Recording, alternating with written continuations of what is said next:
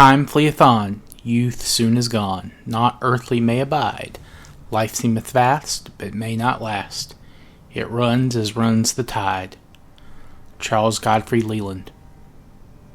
Welcome to this week's episode of Warfare, Advancement, and Revisionism. My name is Preston Floyd, and as always, I'm your host. I'd like to thank everyone joining me this week. I had a lot of new listeners last week, according to the analytics. And also, even before the second episode I put up last week, we hit the most downloads in a single month for this October. And there are still a couple episodes left. So I'd like to thank you all for listening. My regular listeners, of course, and any new people joining us.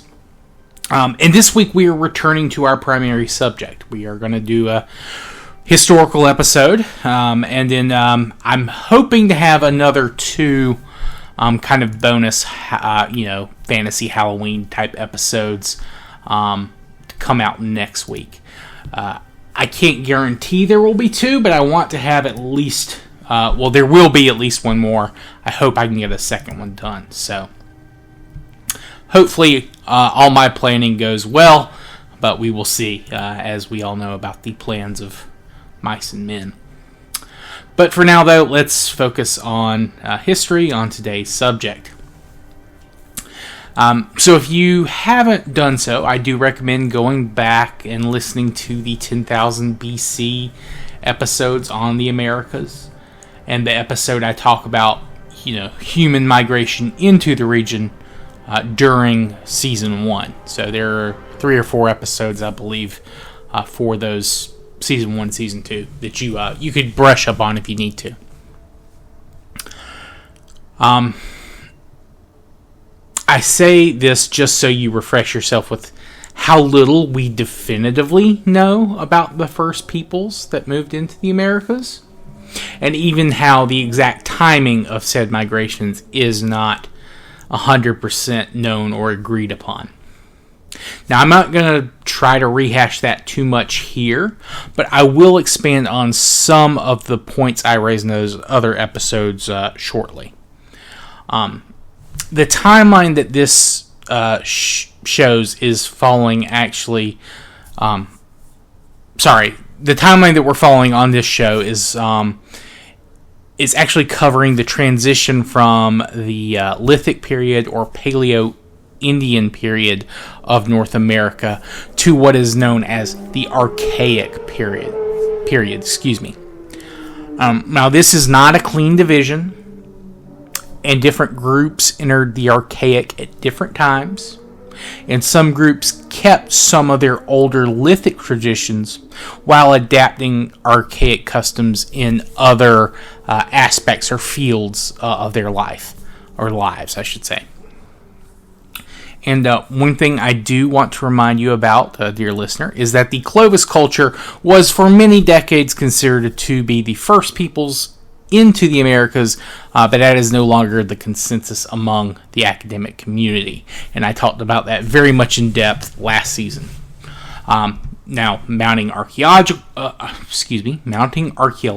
evidence, DNA studies, environmental data, etc., paints a much more complex picture about the peopling of the Americas.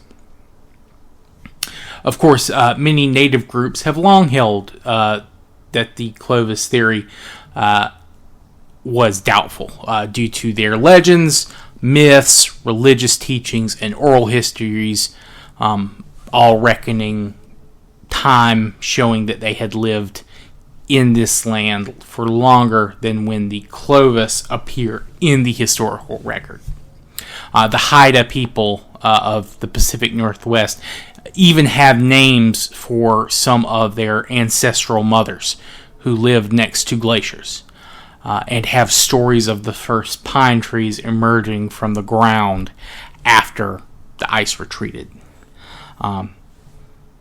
Now, that being said, like when we spoke about Aboriginal oral histories, exact dating with these stories is impossible due to events and peoples sometimes being conflated or merged into each other.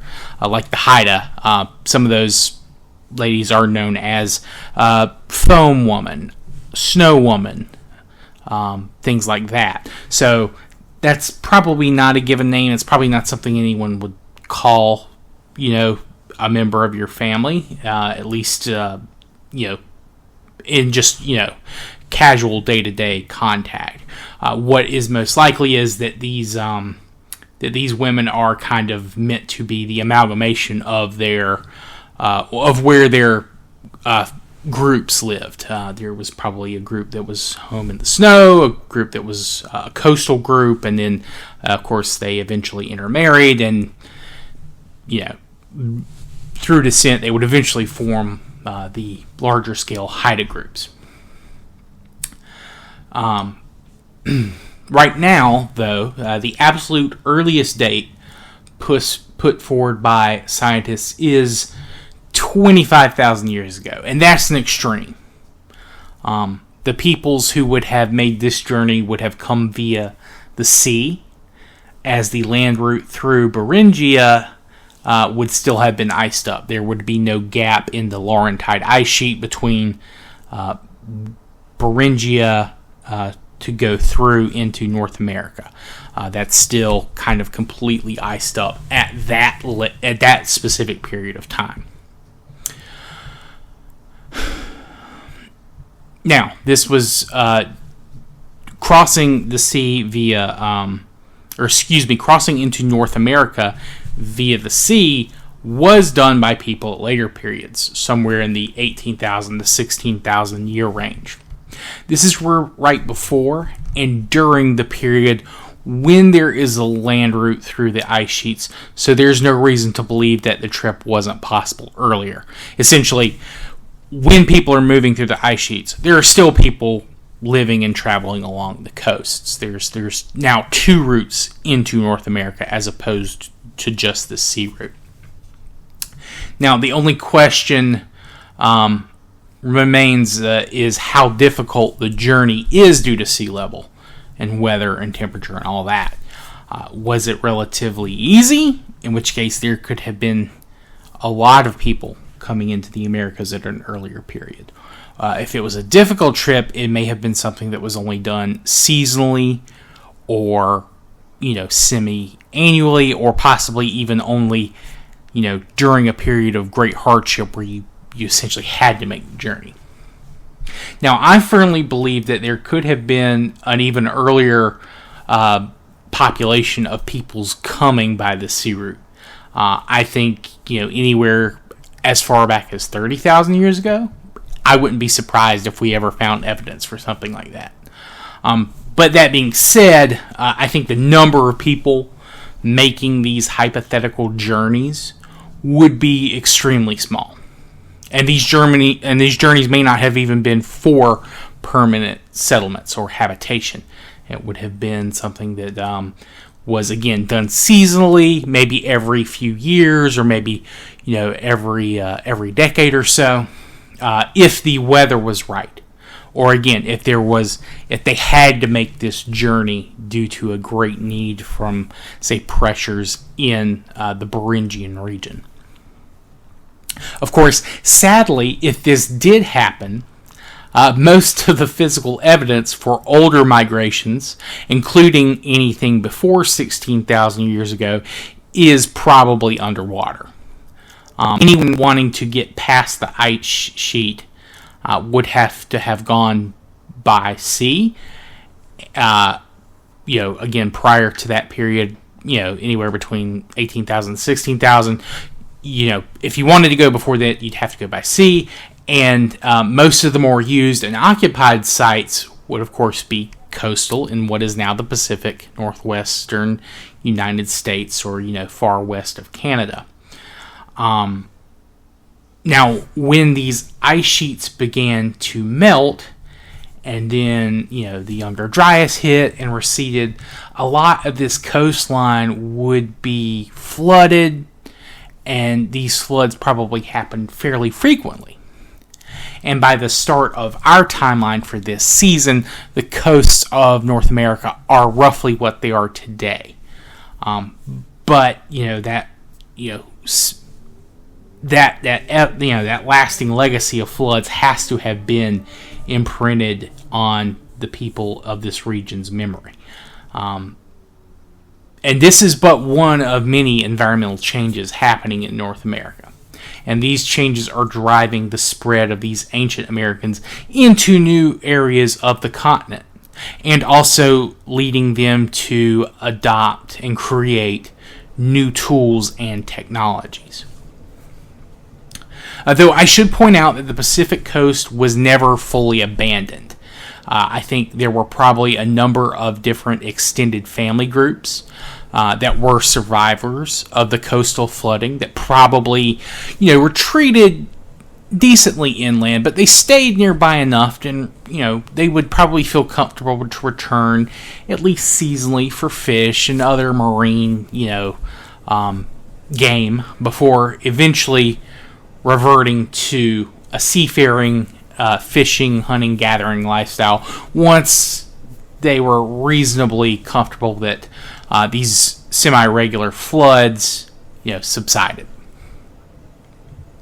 And these people were probably fairly well established and very familiar with the land.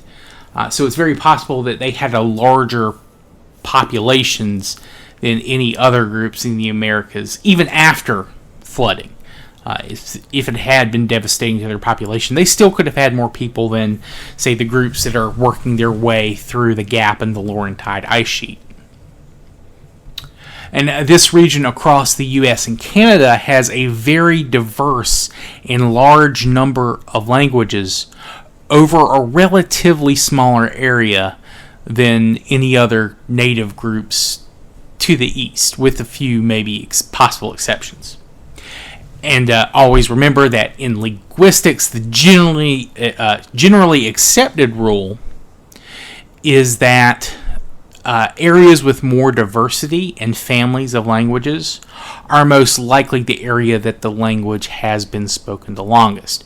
And there are a number of language families in the area with a high number of diverse subfamilies for each of these larger macro families.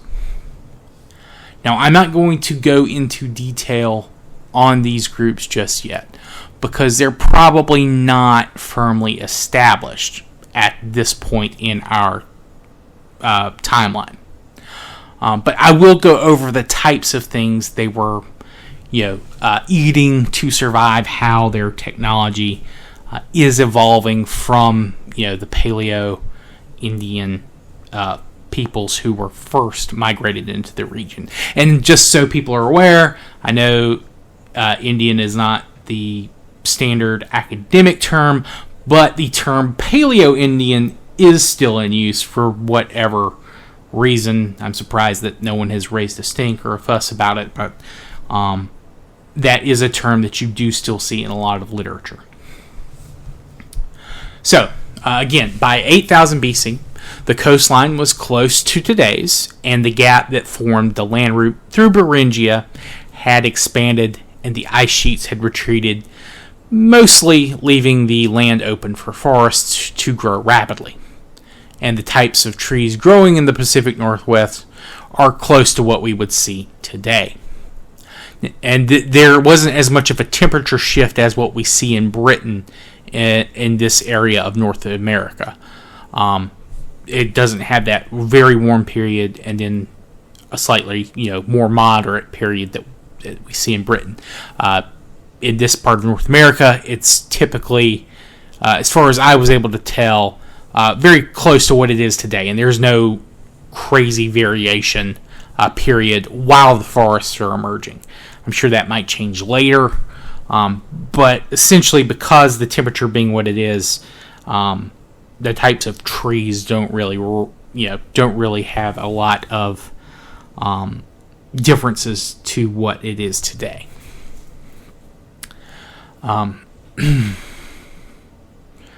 Excuse me, I'm finding my place in my notes again.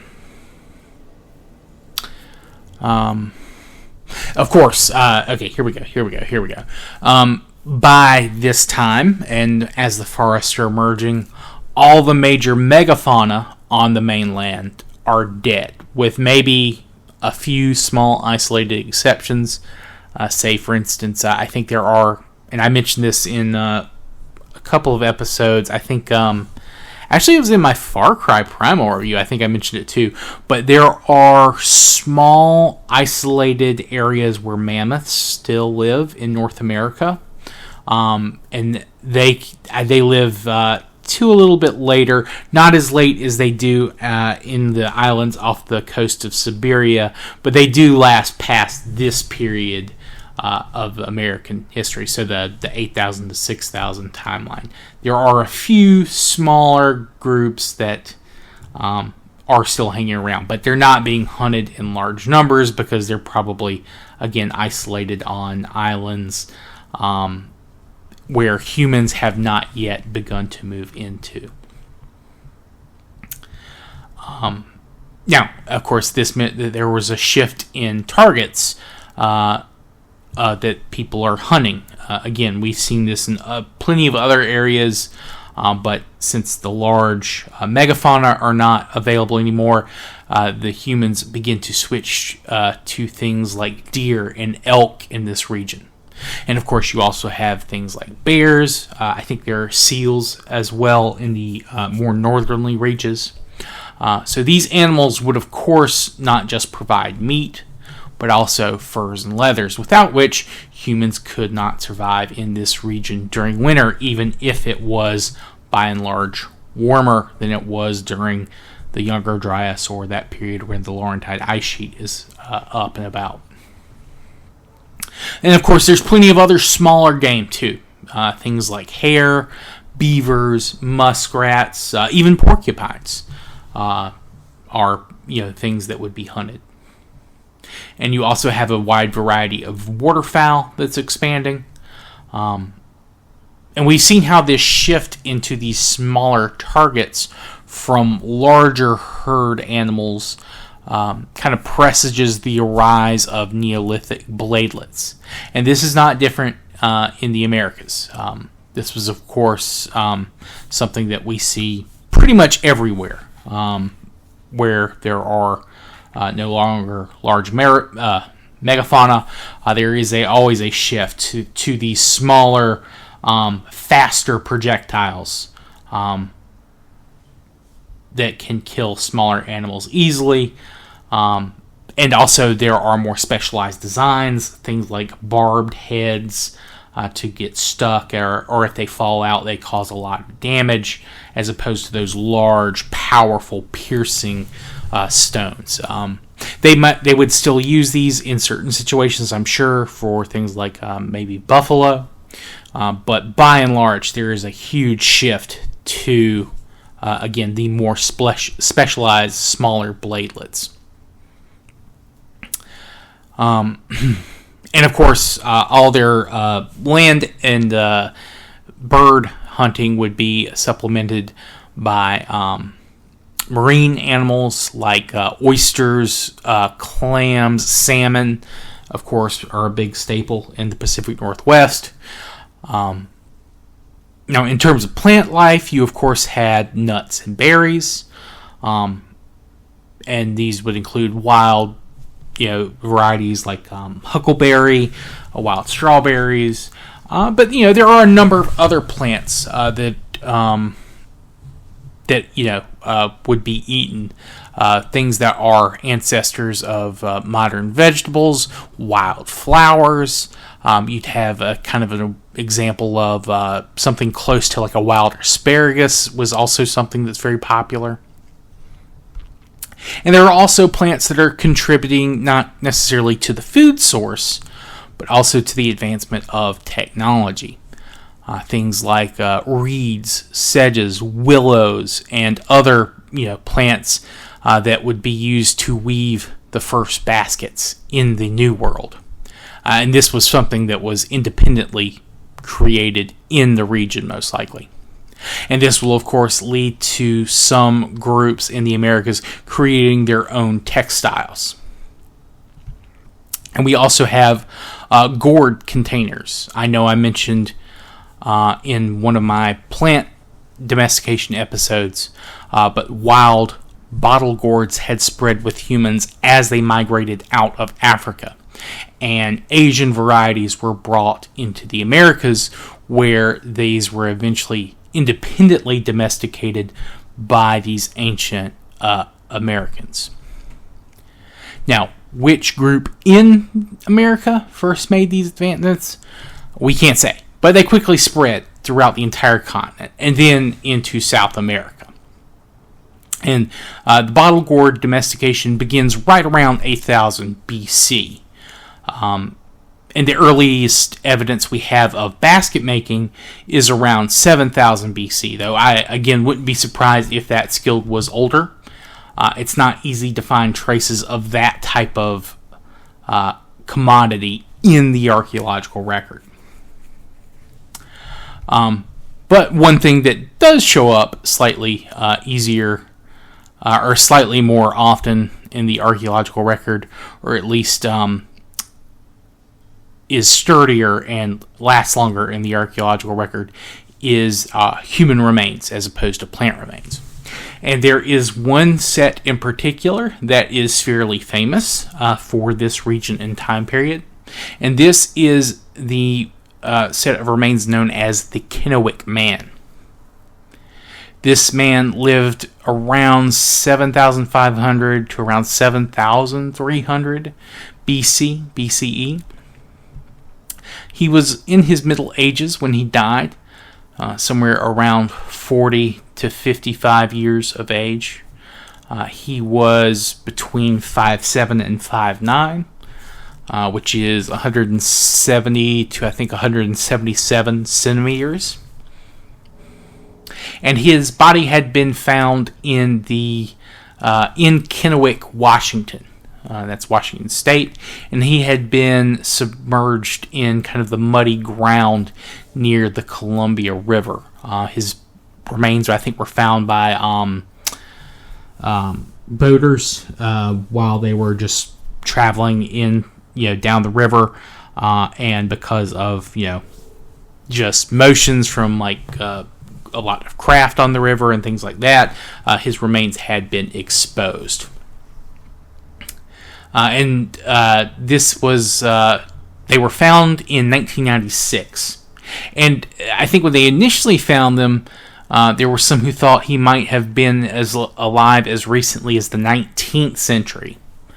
Now, when they first examined him, DNA testing was still fairly new, and they either weren't able to find usable DNA, or they just didn't have the technology to test DNA that old yet.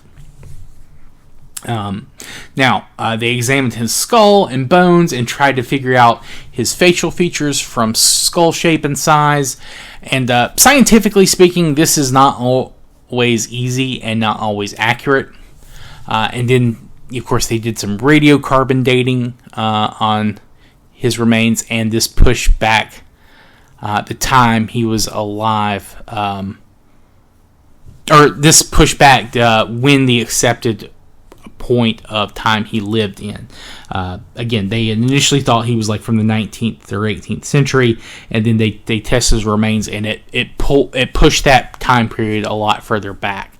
And this had caused a stir because he was thought to be of European descent.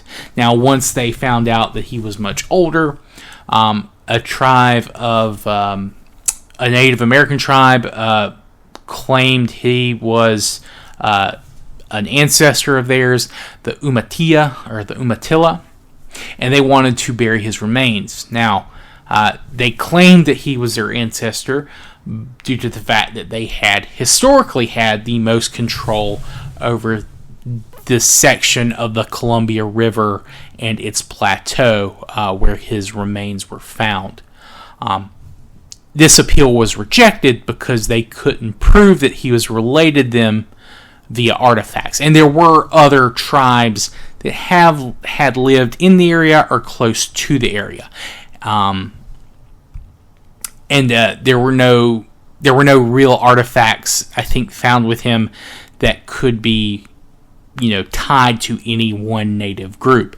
And, given his age, that's not surprising. While I think the groups that have lived in that area for a while, their technology is, and their cultural artifacts probably, descended somewhere along the line from the kind of artifacts the Kennewick Man's people were creating. Again, you have a couple of thousand years of evolution and creativity to go through before they would be, truly identical or similar. Now, of course, as time progressed, more refined tests placed him at the first date I mentioned. Because I think that initial radiocarbon test actually had him about a couple of thousand years older than what I said, but the most recent, the most precise testing, again, has him living between 7,500 and 7,300.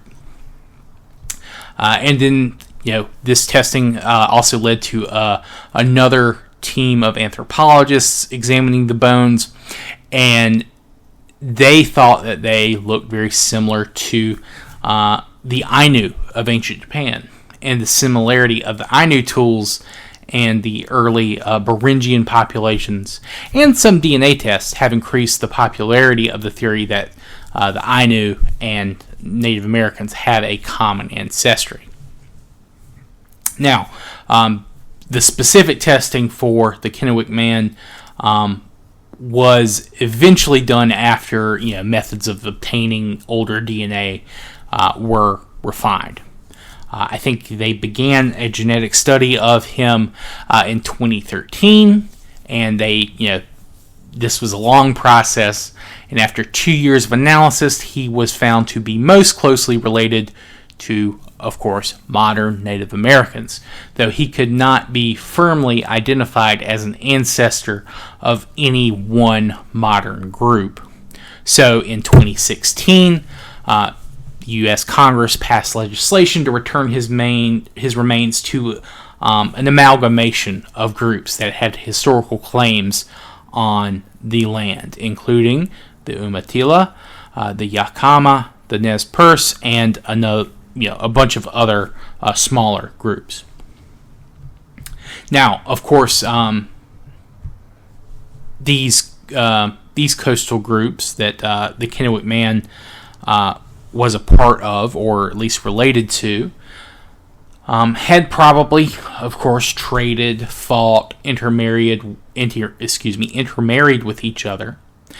Also, they would have done this with their Beringian neighbors in the past, and then they would do the same with the various Clovis-related neighbors that moved to the east of the Rockies once the ice sheets had melted. And make no mistake, while the Clovis group were not the first Native Americans, almost every native group in the Americas has at least some relation to the Clovis culture, genetically speaking. And I say almost only because some groups in the U.S. are very wary of large-scale studies done by the government or academics due to past experiences with said institutions. And, thus, while we don't have definitive confirmation, how closely related everyone is to the Clovis group, I would be stunned if there was no relation at all for any group. Now, of course, large-scale travel and trade between the Pacific Northwest and Great Plains would not really take hold until later, due, again, to the difficulty of travel through the Rocky Mountains. But it did happen. Again, probably not in any large amount or any large scale, but it would be something that would be done. And it's possible that they had met north of the Rockies. Clovis groups had occupied all of the Great Plains as far as the Canadian side of the 49th parallel, which is the modern border with the U.S., and as far south as northern Mexico. So it's possible they could have essentially gone around the Rockies instead of through them. basically daisy chain trading, through that way. Now, if you wanted to travel through,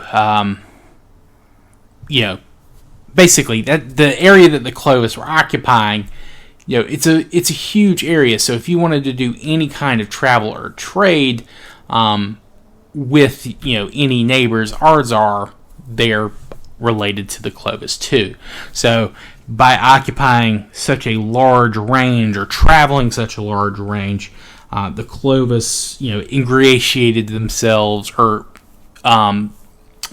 maybe not necessarily ingratiated, but they definitely had impacts on other groups that may have not been related to them, at least directly at these early stages. They're but due to their due to how far their artifacts have been found all around the country and the continent as a whole, you can definitely see that they had a lot of influence. Now, what exactly that influence was is hard to say, but it can't be denied that the Clovis are like the first group that has had like a continent-wide influence of Native Americans. There are, of course, smaller regional groups and all that kind of stuff, but the Clovis technologies and tool creation, definitely the most influential at the end of the Paleo-Indian or Lithic period. By our timeline, though, the groups that practiced the Clovis toolmaking traditions had split from each other. They all developed new techniques, and then there were some groups that, of course, split from those splinter groups, and they developed their own techniques. And this is all happening, even before our timeline starts. I know that we know one group, or there is a name for one breakaway Clovis group, known as the Folsom Group. I talked about them as in a previous episode, but they're just one of the successor groups to the Clovis people. And by our timeline, by 8000 BC, there is probably no remnant culture that uses the Clovis technique still. They've all developed their own traditions, based on where they live, what they're hunting for, environmental factors, all those kind of things. But before I get too focused on talking about these successors, there is one more development taking place at the very end of this season, right around 6000 BC. And this is, again, focusing on the northwest of the North American continent. And this is the arrival of the Aleut peoples on what will become known as the Aleutian Islands of Alaska. These peoples are the ancestors of not only the modern Aleut, but also the Yupik, Inuit, and other North American tribes living in the far north and Arctic regions. And of course, we will talk about them more later, once they begin to spread and occupy these extreme northerly latitudes. But again, that's not happening just yet because they're just making it to the Aleutian Islands from Asia right around 6000 BC. They are probably either traveling into this region because they have been forced out from those groups that we talked about in the Asian episodes as they are expanding, or maybe they had been pushed out from their homeland because there was not enough resources to support their population. They could have been moving to find more fertile, or at least more dependable food sources. So it's really hard to say why they're moved out of Asia to the Aleutian Islands at this period, but we know it did happen.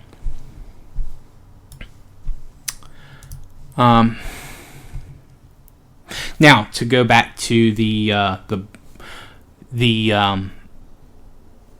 Indians of the Plains, or the groups east of the Rockies. We'll go ahead and start focusing on those now.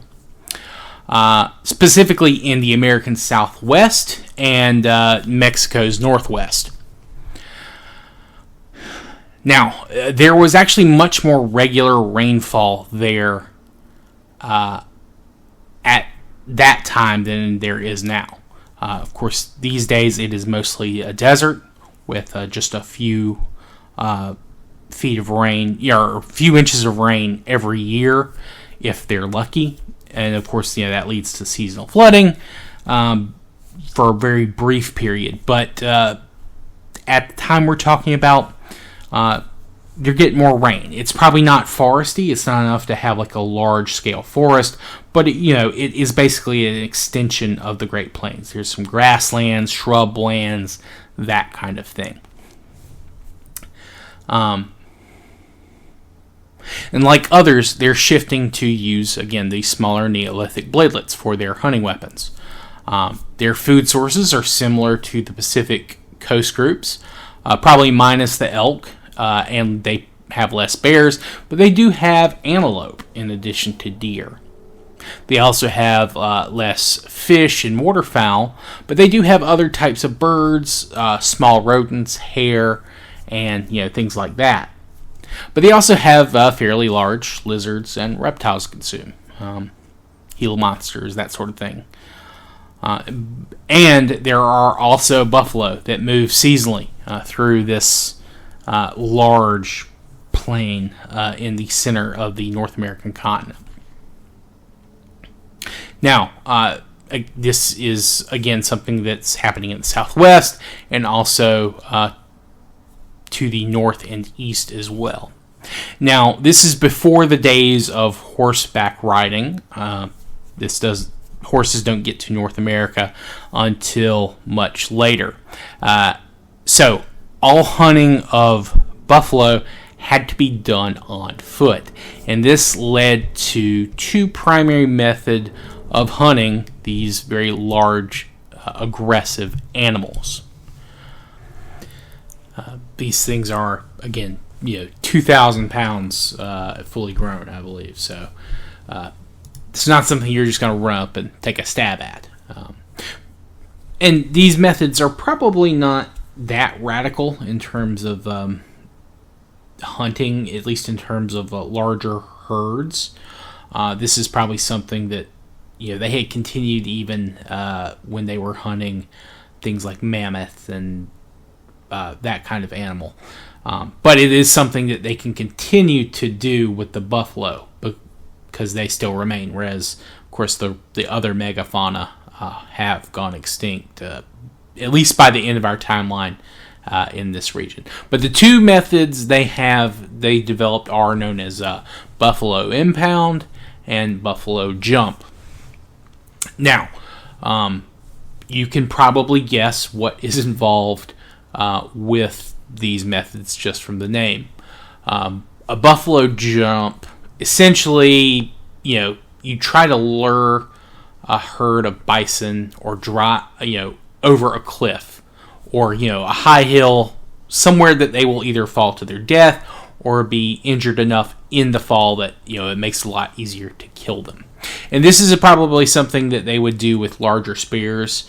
The smaller Neolithic tool bladelets are probably not in use for these animals. They're probably still having to use larger, stronger, heavier spears to pierce buffalo flesh and hide and all that kind of stuff.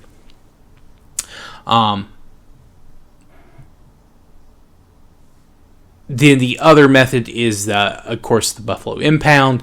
Essentially, they would try to lure the bison into a corral built of wood. If they're in an area with there's not any kind of like steep cliffs or hills or anything like that. Essentially, they would, once they were in this wood impound, they would be they would be targeted at range, with things like spears, rocks, bows and arrows at later periods, because they would essentially create a wall, again, with that timber, not just to corral the bison, but also to give themselves enough height to kind of throw their projectiles down into the bison. So they would create like a little, essentially a chute for themselves, and I mean that like a chute, chute, and it could be a very long chute. We're talking, the size of an American football field, 100 yards. Now, of course, all of these types of hunting require, a high deal of coordination. You'd have to have teamwork. You'd have to have planning. And again, these are things that would have to have happened again during megafauna huntings, in generations prior. But it is not a skill that seems to ever go away in this region. And it's entirely likely that a number of different communities or bands would join together to perform this, and this would be done seasonally as buffalo kind of move into and out of the region. And I'm sure there are some groups that do, follow the buffalo, year round if they could, or at least most of the year. But there are also some groups that they would take the opportunity, kill what they needed, get all the hides, the meat, all that kind of stuff, and then they would go somewhere else, probably to hunt different types of animal, collect different materials that they would need, that kind of thing. And just if people are wondering, maybe again, 2,000, a 2,000-pound animal. If you could kill 50 of them, say, you could have as much as 20,000 pounds of meat to be cured, stored, that kind of thing. And that's not just, of course, meat. It is also skins, bone, which is still a popular tool for making, or a material for making tools and weapons. Bone and stone, of course, are, always in use in North America.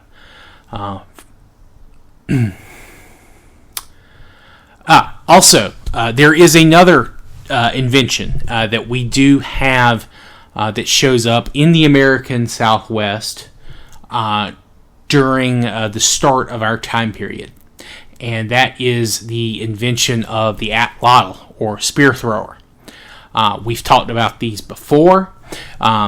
Now, of course, there are older examples of the atlatl, but in the Americas, this appears to have been independently created by these people as a kind of a precursor, probably, to the bow and arrow, or at least as a supplement to the bow and arrow.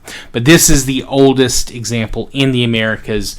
It was found in the American Southwest. I think it was...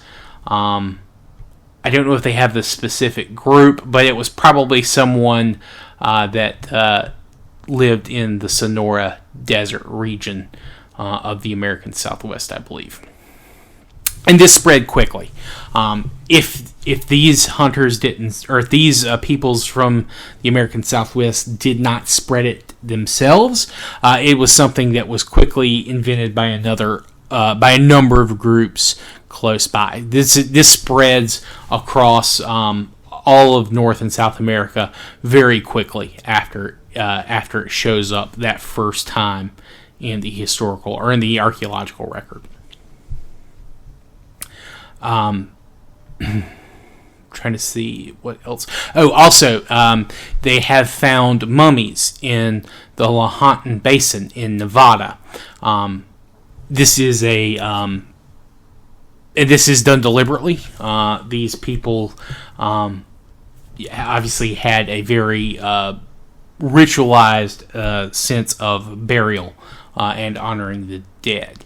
I tried to get some specifics on these mummies, but I could not find a good source with a lot of individual information. Essentially, it's just these people were mummified around 7000 BC, and this is something that you will continue to see in this region from a number of different groups. They all have very elaborate death and burial rituals. And of course, other regions develop these as well, but this is appears to have the oldest, example of organized, a burial or a ritual that is outside of just burying someone with their, some type of tools or possessions. The mummification is a very deliberate and planned out process. This is something that's much more in depth than what you see from neighboring groups at this time. Of course, later this changes, and other groups in other regions have, equally elaborate as rituals. But I just think it's an interesting fact that they developed their own form of mummification here at this early date. Let's see. Was that...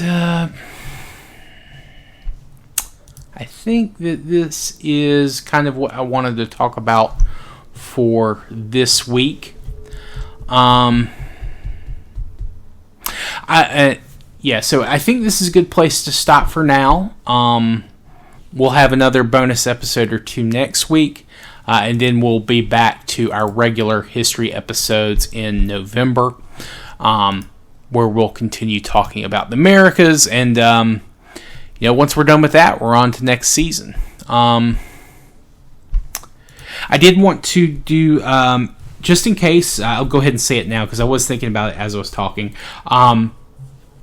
We're talking about groups, at 8,000, 6,000, but by this time, humans are everywhere in North and South America. I'll be going over the various regions, in the next couple of episodes, but they've essentially had 10,000 years after the Laurentide ice sheet opened up to get everywhere in the Americas.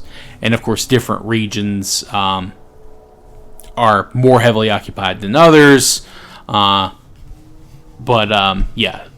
go into a little bit more detail on some of the groups in the American Southwest, I think, next week.